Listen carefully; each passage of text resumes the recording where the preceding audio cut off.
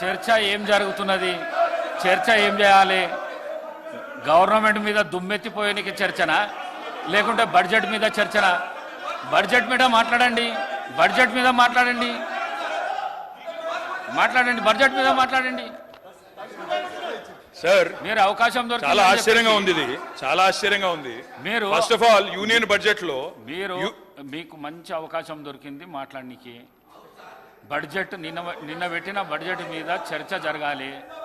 దాన్ని విడిచిపెట్టేసి మీ 10 సంవత్సరాల చరిత్రను చెప్తే ఎట్లా సార్? మీరు దానికి మళ్ళొకసారి అవకాశం ఇస్తా నేను, మీరు మాట్లాడుతురు.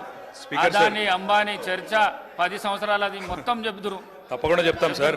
చెప్తురు. గుజరాత్ మోడల్ చెప్తాం, చోటే బాయ్ బడే బాయ్ చెప్తాం, అదాని గురించి చెప్తాం, అన్ని చెప్తాం. కానీ అధ్యక్ష, మా నిబద్ధతను ప్రశ్నించినప్పుడు అడ్డగోలుగా ముఖ్యమంత్రి గారు మాట్లాడినప్పుడు తప్పకుండా సమాధానం చెప్పాల్సిన బాధ్యత మా మీద ఉంటుంది.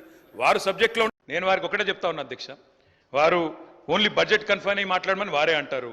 ఏదో చీకటి ఒప్పందాలని ముఖ్యమంత్రి గారు మాట్లాడతారు, విలీనాలని ఉప ముఖ్యమంత్రి గారు మాట్లాడతారు.